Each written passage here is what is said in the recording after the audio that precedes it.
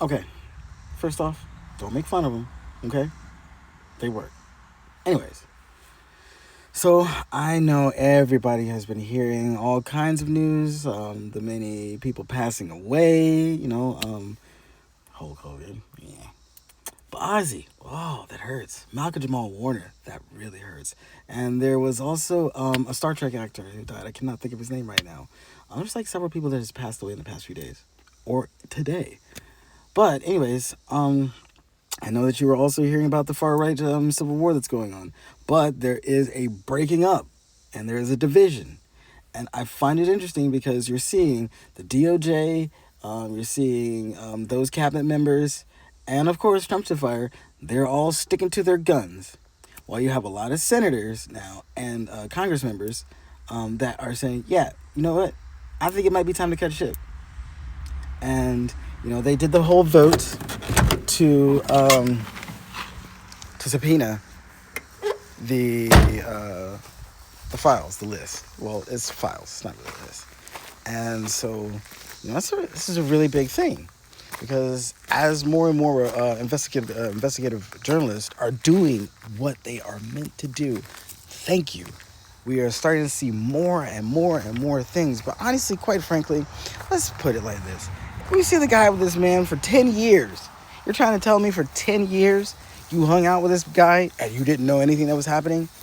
Yet you talk exactly like him, or you talk dirtier than he was, excuse me. And then you've got Ghislaine Maxwell. She is like, hey, either pardon me or let's have a retrial. Because, what evidence if there ain't no evidence, right? So, yeah, we all understand that and we know that, and that's good. So, I think at this point, we are having to have that question of, all right, where do you stand? Are you okay with what has happened, or are you against it? And quite frankly, if you are saying to move on, don't look at it, nothing to see here, you're complicit. Which now means that you can never say anything about the left and their the Pizzagate and all that kind of stuff, and baby's butt and all this and blah, blah, blah. No, you can't say shit. Can't. Because now you've stepped in it. And see, I find it interesting that the harder you go against the grain, the more you wind up getting splinters. That seems pretty obvious. But anyways, so, I found it interesting that, when Trump Fire's first presidential run came around, you had everything that they are doing right now is everything that they were trying to say, oh, no, we're not doing that. The left all does that. But here they are destroying our country. Remember Trump Fire saying, oh, if you don't vote for me, you are not going to have a country anymore. I.e., vote for me and I'm going to tear apart the country and then I'm going to do whatever anybody tells me to do. Because remember now, they're still importing people with the $500, the $5 million gold card. So they're importing immigrants while trying to deport immigrants of a certain kind. And yet they just will not say it out loud.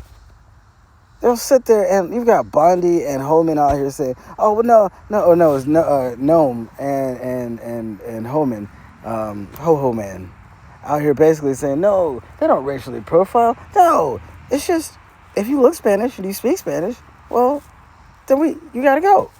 But we're not targeting you because you look Spanish or speak Spanish.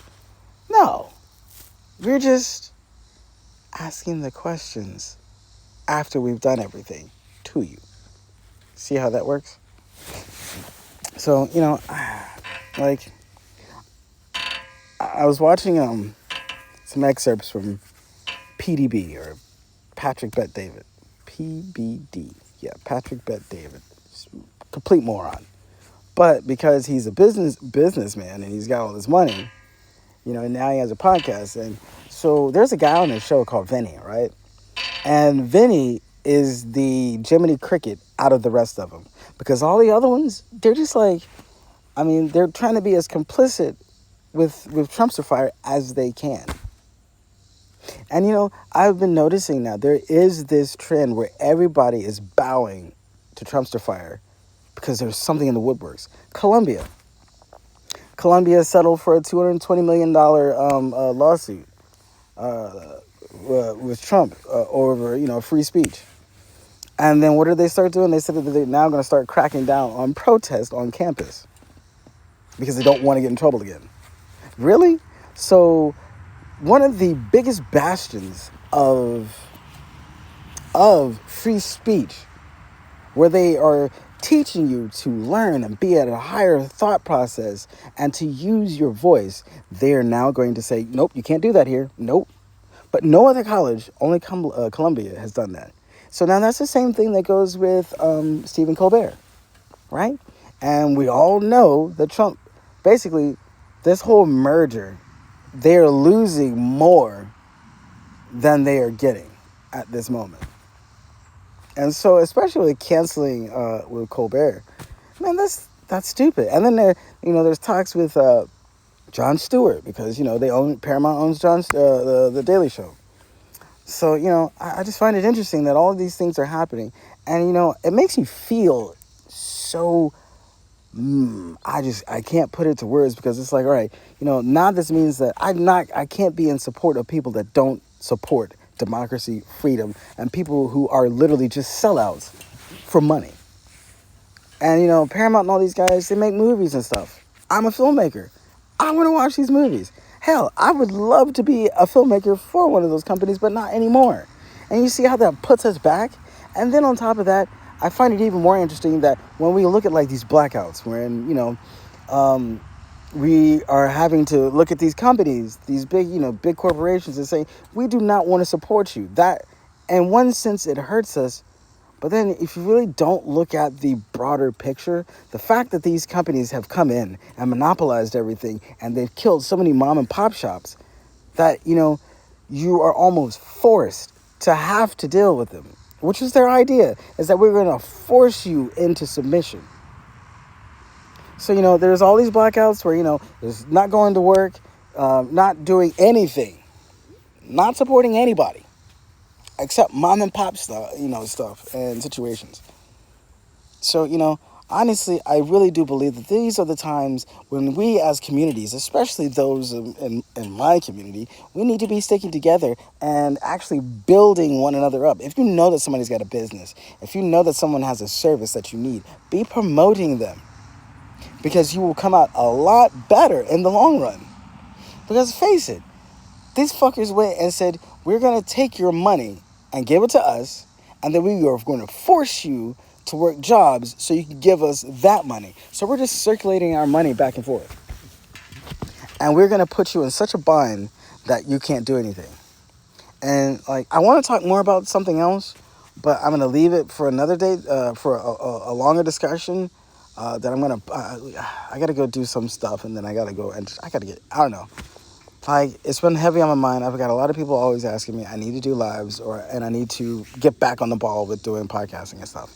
Yes, I can't just keep dropping stuff in here. But honestly, here's something that I'm going to allude to. And if you are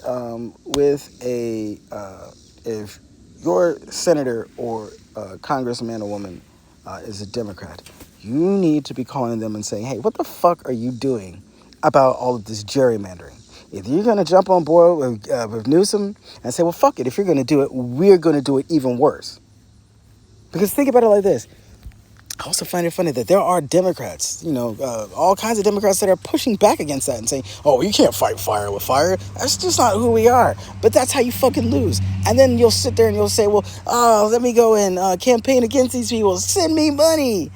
But I don't want to do anything to actually make a difference. I just need you to send me the money so that way I can fuck off. I don't know. But you need to call your representatives and be like, hey, man, what the fuck? Either you're going to jump on this or you're not, because they're already actively talking and trying to do court cases where they can basically rig the elections, take out so many able-bodied votes. They're just trying to do that now. That's what Republicans are doing, because they can't win on anything else. So you got to pay attention to that. Get on it. It's very serious. Call them.